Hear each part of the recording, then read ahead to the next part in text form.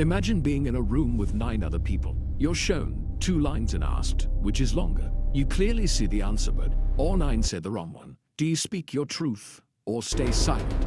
The air grows thick with unspoken pressure. Your heart pounds. The certainty of your own eyes wages a silent war against the overwhelming consensus of the group. Now, imagine that room is not 9 people, but 9 million or 9 billion, connected through the invisible architecture of the internet. The lines are not simple drawings, but complex moral questions, political ideologies, or scientific truths. The unanimous wrong answer is not a spoken word, but a viral hashtag, a trending opinion, or an algorithmic feed that presents a seemingly monolithic but potentially false or harmful reality. Do you still speak your truth, or does your voice get lost in the digital silence?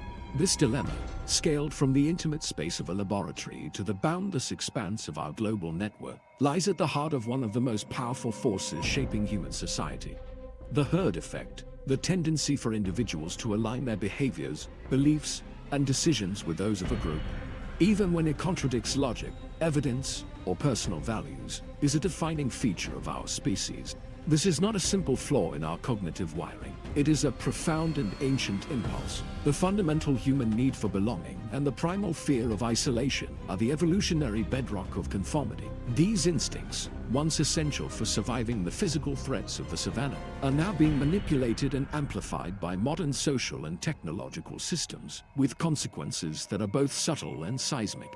This report explores the psychological and sociological mechanisms that compel us to follow the crowd. First, it would dissect the foundational psychological theories that reveal the architecture of conformity, from the discomfort of dissent in a small group to the paralysis of the bystander in a crowd. Second, it will investigate how these timeless forces are supercharged in the digital age, where algorithms act as invisible shepherds and viral trends become global standards. Finally, it will examine the tangible impact of the herd effect through real-world case studies in fashion, politics, and mass hysteria, revealing how groupthink shapes nearly every facet of the modern world. The architecture of acquiescence, foundational theories of conformity. To understand why the crowd holds such sway, one must first examine the fundamental architecture of human social psychology. Decades of research have illuminated the precise mechanisms that cause individuals to yield to group pressure. These foundational theories, born from carefully controlled experiments, provide a blueprint for the herd effect, revealing a mind that is exquisitely sensitive to the judgments and actions of others. The Asch paradigm. When seeing is in believing, in the 1950s, social psychologist Solomon Asch conducted a series of experiments that would become a cornerstone in our understanding of conformity. His design was elegant in its simplicity and devastating in its findings. Asch told participants they were taking part in a vision test. Each participant was placed in a room with a group of other participants who were, in reality, Confederates working with the experiment. The group was shown a card with a single reference line and another card with 3 comparison lines of varying lengths. Their task was to state, one by one, which of the 3 lines matched the reference line, a task with a clear and obvious answer. The true subject of the experiment, the naive participant, was typically seated to answer last or second, ensuring they would hear the responses of most of the group before giving their own. For the first couple of trials, everyone answered correctly. Then, on what Asch termed critical trials, the Confederates began to give the same, patently incorrect answer in unanimous agreement. The experiment was designed to measure whether the participant would trust the evidence of their own eyes or conform to the erroneous judgment of the group. The results were, as Asch himself admitted, troubling.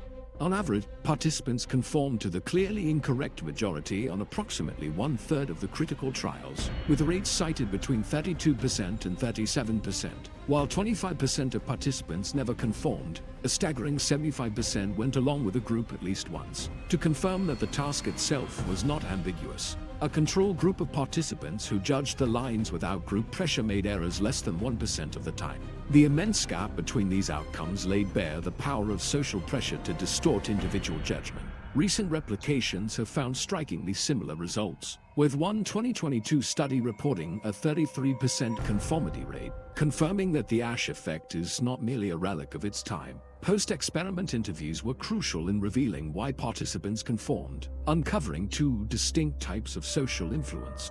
Normative social influence.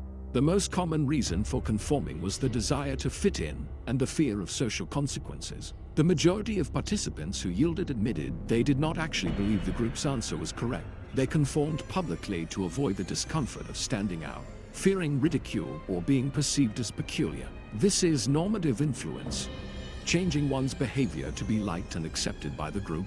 Informational, social influence. A smaller subset of participants began to genuinely doubt their own perceptions. Faced with a unanimous majority, they reasoned that they must have misunderstood the instructions or that their eyesight was failing them. They used the group's consensus as a source of information to guide their judgment in a situation they had come to perceive as ambiguous. The power of the herd, however, proved to be brittle. In a critical variation of the experiment, Asch instructed just one of the Confederates to break from the majority and give the correct answer. The presence of this single ally was enough to shatter the group's power. Conformity rates plummeted by as much as 80%, with only 5% to 10% of participants now siding with the incorrect majority.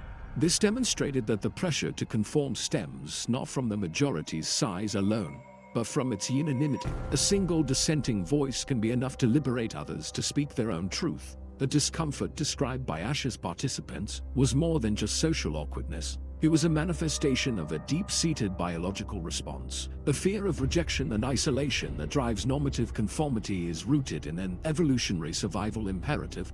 For early humans, group cohesion was paramount for protection, resource gathering, and survival. Ostracism was often a death sentence. Consequently, the human brain evolved to treat social rejection as a potent threat. Neuroscientific studies using functional magnetic resonance imaging have shown that the experience of social exclusion activates the same brain regions, specifically the dorsal anterior cingulate cortex and the anterior insula that are involved in processing physical pain. As far as the brain is concerned, a broken heart is not so different from a broken arm.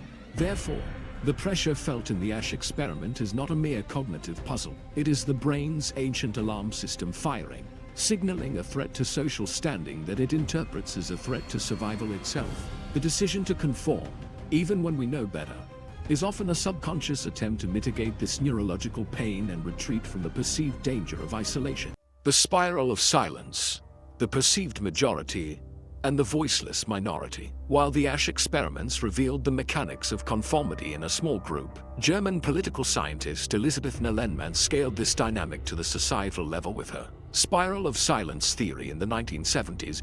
The theory provides a powerful framework for understanding how public opinion is formed, shaped, and controlled. It posits that individuals are constantly, and often unconsciously, monitoring their social environment to gauge the climate of opinion, to determine which views are dominant and which are losing ground. At the core of the theory is what Noel Newman termed the quasi-statistical organ, a kind of sixth sense through which people assess which opinions can be expressed publicly without running the risk of social isolation. The engine driving the entire process is a profound fear of being socially isolated for holding an unpopular view. This fear is especially potent when the issue at hand has a strong moral component, where dissent can be framed not merely as being incorrect, but as being morally corrupt. This dynamic creates a self-reinforcing spiral. Individuals who perceive their opinions to be in the minority tend to remain silent to avoid ostracism. Conversely, those who sense their views are popular or gaining momentum feel emboldened to voice them confidently and publicly. As the silent minority retracts from public discourse, the majority opinion appears even more widespread and dominant than it actually is. This distorted perception further intimidates those in the minority, reinforcing their silence and causing the spiral to tighten. This process continues until the minority viewpoint is effectively erased from the public sphere, even if a substantial number of people still hold it privately. In Noel Newman's original formulation, mass media played a pivotal role as the primary tool for shaping this perception of the majority, with the power to amplify dominant narratives and pillory dissenting ones, thereby accelerating the spiral. The spiral of silence is not a separate phenomenon from Asch's findings, but rather the macrosociological logic that explains the micropsychological pressure observed in his laboratory. The Asch experiment can be understood as a spiral of silence in a bottle. The unanimous group of Confederates creates an artificial, high-pressure climate of opinion within the room. The naive participant uses their senses, their personal quasi-statistical organ, to gauge this climate and immediately perceives their own opinion to be in a stark minority of one. The fear of being the lone dissenter, the fear of isolation and ridicule the participants reported, triggers the self-silencing mechanism. The participant neither voices the majority opinion nor, if they resist, feels immense psychological conflict. The introduction of an ally in Asch's variation breaks the perceived unanimity of the majority. This provides the participant with crucial social proof that their minority opinion is shared, which shatters the fear of total isolation, breaks the spiral, and liberates them to voice their own perception. Thus, the spiral of silence provides the theoretical language to scale up the dynamics of the Asch lab, explaining how public opinion across an entire society can be molded by managing the perception of consensus. The unresponsive bystander, why we don't act. The herd effect manifests not only in what people do, but also in what they fail to do. This powerful inaction was starkly illustrated by the 1964 murder of Kitty Genovese in New York City. Initial reports, though later found to be exaggerated, claimed that 38 of her neighbors witnessed the attack but did nothing to intervene, not even calling the police. The case became a cultural touchstone, prompting social psychologists John Darley and Bibb to investigate why the presence of other people so often inhibits the impulse to help. Their research identified several key phenomena. The bystander effect. This is the core discovery that an individual's likelihood of helping a person in distress is inversely proportional to the number of other people present. The more witnesses there are, the less likely it is that any single one will intervene. Diffusion of responsibility.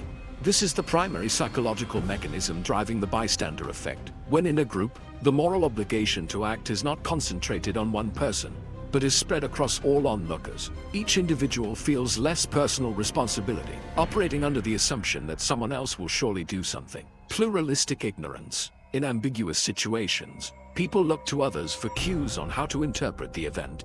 If everyone is looking around and seeing no one else reacting, they may collectively conclude that the situation is not an emergency, even if each person is privately concerned. This mutual misinterpretation leads to collective inaction. Darlian demonstrated these forces through a series of ingenious experiments. In one, participants communicated over an intercom system when they heard another participant have what sounded like an epileptic seizure. When participants believed they were the sole witness, 85% rushed to get help. When they thought there were 4 other listeners, that number dropped to just 31%. In another famous study, participants filled out questionnaire in a room that began to fill with smoke. Those who were alone reported the smoke 75% of the time. However, when placed in a room with 2 passive Confederates, who ignored the smoke, only 10% of participants reported it. They looked at the calm demeanor of others and concluded there was no real danger, a perfect illustration of pluralistic ignorance. Based on this work, the researchers proposed a 5-step cognitive model that a bystander must navigate before offering help. Notice the event, interpret it as an emergency, assume personal responsibility, know the appropriate form of assistance, and implement the decision to act. The presence of other people can disrupt this chain at any link, but especially at steps 2 and 3. The digital age has created a social environment where we are all perpetual bystanders in a crowd of millions, normalizing the psychological states that lead to inaction. The bystander effect is directly tied to the number of onlookers. More people means less individual responsibility. On social media, the audience for any given event, a harassment campaign, a viral video of a crisis, a plea for help is potentially global, numbering in the millions or even billions. The number of bystanders is effectively infinite. This fosters a state of chronic, global diffusion of responsibility. For any issue, it is always psychologically easy to assume that someone else, somewhere, is more qualified or better positioned to act. Furthermore, the visible inaction of this massive crowd serves as a powerful cue for pluralistic ignorance. When a user sees a problematic post that has been viewed thousands of times with little negative engagement, they are conditioned to interpret the situation as non-urgent or acceptable.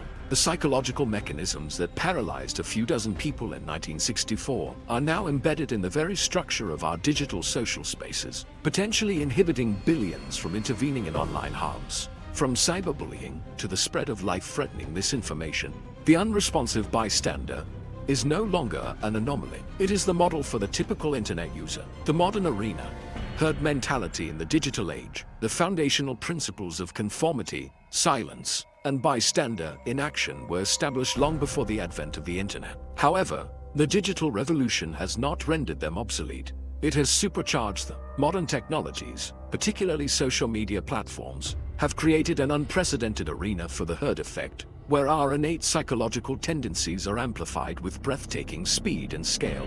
Algorithmic shepherds. How social media curates conformity. It is a common misconception to view social media platforms as neutral town squares, where all ideas compete on a level playing field.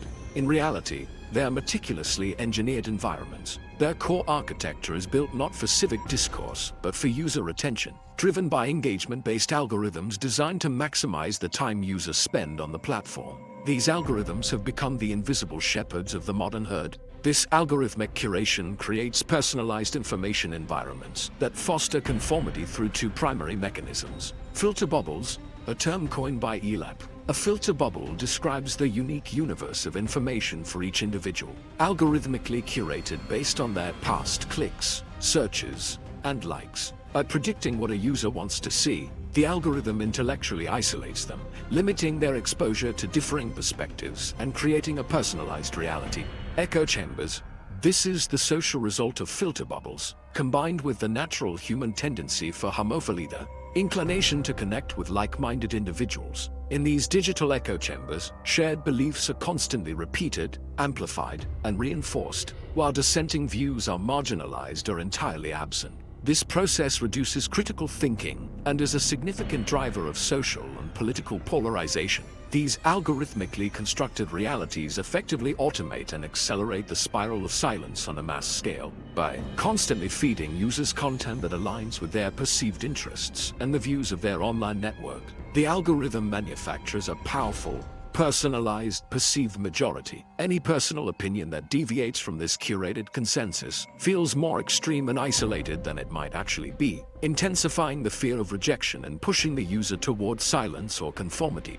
All the while, platforms maintain an illusion of autonomy, where the user's ability to like, follow, and share creates a feeling of control, masking the reality that the underlying algorithm is the ultimate gatekeeper of the information they see. This dynamic has given rise to a new, more potent form of social influence that can be termed algorithmic proof. Classic social proof occurs when we observe the actions of other humans and use their behavior as a cue for correctness. Algorithmic proof, however, relies on the platform's own metrics to signal importance and consensus. The algorithm is designed to identify and amplify content with high engagement, likes, shares, comments. The content that appears in a user's feed is therefore not a random or representative sample of public opinion, but a pre-selected, curated reality where high engagement content is privileged. A post with 100,000 likes is presented as inherently more valid and important than one with 10.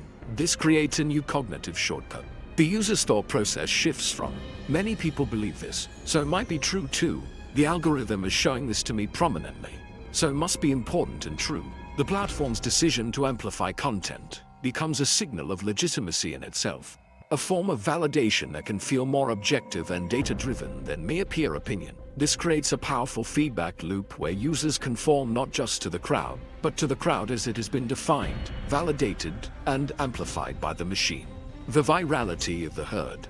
From ice buckets to dangerous dares, nowhere is the convergence of classic psychology and modern technology more visible than in the phenomenon of viral social media challenges. These trends, which can range from harmless dances to life-threatening stunts, are fueled by a potent cocktail of psychological drivers. The sight of countless others participating creates both a sense of legitimacy and a powerful fear of missing out on a shared cultural moment. The act of posting a video and receiving a flood of likes, comments, and shares triggers the brain's dopamine reward system, creating a cycle of positive reinforcement that encourages further participation. Furthermore, these challenges foster a sense of community and belonging, fulfilling a fundamental human need, especially for adolescents. The herd behavior seen in viral challenges is morally ambivalent, capable of producing both positive and negative outcomes. Prosocial challenges. The 2014 ALS Ice Bucket Challenge is a prime example of the herd effect harnessed for good. Participants dumped buckets of ice water over their heads, posted the video, and nominated others to do the same or donate to the ALS Association. The challenge went massively viral, raising over $115 million for research in a single summer and demonstrating the incredible potential of online collective action. Dangerous challenges. At the other end of the spectrum are challenges that tap into the same psychological drivers to promote the Tide Pod Challenge, the Cinnamon Challenge, and the Blackout Challenge have all led to hospitalizations and deaths. This is particularly dangerous for adolescents, whose brains have not yet fully developed the capacity for risk assessment, making them more susceptible to peer pressure and the desire for social validation. The participation of influencers and celebrities acts as a powerful catalyst, lending credibility and enormous visibility that can turn a local trend into a global phenomenon, almost overnight. Viral social media challenges serve as a perfect, concentrated microcosm of the entire herd effect. The act of participating is a public declaration of normative conformity, driven by the desire to be liked and included. As a challenge spreads, it creates a perceived majority, triggering a spiral of silence dynamic where the fear of being left out compels more people to join. Meanwhile, the millions of users who passively watch these challenges unfold embody the bystander effect. The sheer size of the audience diffuses the responsibility to intervene or condemn dangerous behavior, while their collective inaction signals to participants that the trend is acceptable. Finally, the entire cycle is fueled by algorithmic amplification, as platforms detect the high engagement and push the challenge into ever more feeds, manufacturing an even larger perceived consensus. Thus, a single viral challenge encapsulates the full arc of this report. A simple act of conformity, driven by the fear of isolation, enabled by the passive observation of a massive crowd, and accelerated by technology. The uniform of the group. Fashion trends and social status. Fashion provides one of the most visible and ubiquitous examples of normative conformity. Adhering to current trends is a low-stakes way to signal membership in a desirable social group and avoid the risk of appearing out of touch or different. For many, especially adolescents, conforming to peer styles makes it easier to navigate social environments with confidence, whereas dressing too creatively can provoke anxiety and a fear of being shunned.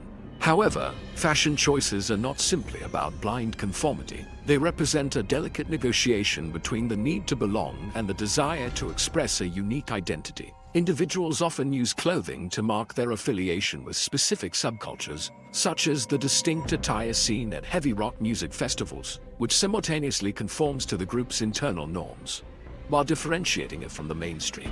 This conformity is often hierarchical and aspirational. A large-scale, 5-year study of women's shoe purchases revealed a fascinating dynamic related to socioeconomic status. The study found that when women relocated to a new geographic area with a higher average, they tended to conform to the new local fashion norms, adjusting their purchases to match the average shoe heel size of that location. In contrast, women who moved to areas with a lower average SES largely ignored the new local norms and maintained their original preferences. This provides strong evidence for the trickle-down theory of fashion, where tastes and styles flow from high-status groups to lower-status ones. In this context, conformity is not just about fitting in, it is an aspirational act, an attempt to emulate the perceived status of a more affluent group. The peril of agreement. Groupthink in political and organizational life. When the herd effect infiltrates high-stakes decision-making, it can manifest as groupthink, a term coined by psychologist Irving Janis in 1972. Janis defined it as a deterioration of mental efficiency, reality testing, and moral judgment that results from in-group pressures. It is what happens when a cohesive group's desire for unanimity becomes more important than a rational assessment of the facts. Janis identified 8 key symptoms that signal the presence of group. Illusion of invulnerability. The group develops excessive optimism and is willing to take extreme risks. Collective rationalization. Members discount warnings and refuse to reconsider their assumptions. Belief in inherent morality. The group believes in the righteousness of its cause, ignoring ethical or moral consequences. Stereotyping of our group's opponents are viewed in simplistic, negative terms. Direct pressure on dissenters. Members are pressured not to express arguments against any of the group's views. Self-censorship. Individuals silence their own doubts and deviations from the perceived group consensus. Illusion of unanimity. The silence of dissenters is taken as a sign of agreement. Mind guards. Certain members appoint themselves to protect the group and its leader from information that might challenge their consensus. History is rife with fiascos attributed to groupthink. President John F. Kennedy's advisory team, filled with highly intelligent whiz-kids, unanimously approved a CIA plan to overthrow Fidel Castro that was deeply flawed. Key advisors like Arthur Schlesinger Jr. later admitted they had serious doubts. but engaged in self-censorship. They did not want to appear soft or be the lone voice of dissent against a seemingly confident consensus. Another canonical case is the 1986 Challenger space shuttle disaster. NASA managers, under intense pressure to launch, dismissed clear warnings from engineers about the danger of O-ring failure in cold weather, a fail instance of collective rationalization and direct pressure on dissent. In the modern era, the internet has become a powerful incubator for groupthink. It allows for the rapid formation of ideologically pure, highly cohesive fringe groups that are isolated from outside perspectives. Within these digital echo chambers, all the conditions for groupthink are present. Members can collectively rationalize extreme beliefs, develop negative stereotypes of outsiders, and enforce strict uniformity of thought, creating a pathway to radicalization and real-world violence. The devils we create: moral panics and collective hysteria. The herd effect can also manifest as collective hysteria in the form of a moral panic. Sociologist Stanley Cohen, who studied the media frenzies surrounding clashes between youth subcultures in 1960s Britain, defined a moral panic as a situation where a condition, person, or group emerges to become defined as a threat to societal values and interests. These targeted groups become folk devils, and the societal reaction is almost always disproportionate to the actual threat they pose. The process of a moral panic typically unfolds in stages. A threat is identified and simplified by the media. Public concern is aroused, often through authorities and policymakers respond with new rules or laws, and the panic eventually subsides, though it may leave lasting changes in social policy or public perception. History provides stark examples of this collective behavior. The Salem witch trials of the 1690s, where fear and superstition led to the execution of 20 people, is a quintessential moral panic. The satanic panic of the 1980s and 1990s saw widespread, unsubstantiated claims of ritual abuse by satanic cults lead to wrongful convictions and societal hysteria, fueled by media reports and questionable expert testimony. The same psychological mechanisms are at play in financial markets. Economic bubbles and crashes can be understood as financial moral panics, driven by the twin emotions of greed and fear. From the Dutch tulip mania of the 17th century to the dot-com bubble of the late 1990s, these events are characterized by investors abandoning individual analysis to join an irrational herd in a frenzy of buying or selling. Contemporary moral panics are amplified to an unprecedented degree by social media algorithms. Conspiracy theories like QAnon or divisive narratives around topics like grooming can spread globally in an instant, creating highly polarized and fearful herds that are resistant to facts and evidence. In these cases, the herd effect is not just a passive phenomenon, but is actively weaponized to sow division and misinformation. Conclusion: the illusion of choice. The journey from Solomon Asch's laboratory to the global social media feed reveals a timeless and unsettling truth about the human condition. The fundamental psychological drivers of conformity, the deep-seated need to belong, and the primal fear of isolation have remained constant through the ages. What has changed dramatically and irrevocably is the scale, speed, and sophistication of the systems that now harness these instincts. Our innate, evolutionarily honed tendency to follow the herd is now amplified to an unprecedented degree by technological and social structures that are designed, consciously or not, to reward it. We are confronted with a central paradox of modern life.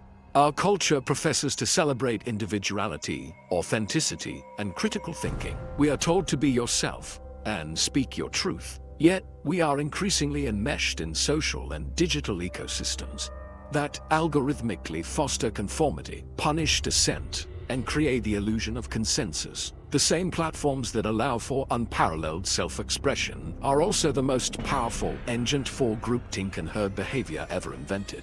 The pressure to conform is no longer just the disapproving glances of 9 people in a room. It is the silent judgment of a million-eyed post, the isolating void of an unpopular opinion, and the comforting warmth of an algorithmic echo chamber that validates our every bias. This leads us to a final, disquieting question that lingers long after the analysis is complete. In a world where being different is celebrated but conformity is rewarded, are we truly thinking for ourselves or simply choosing the most comfortable illusion?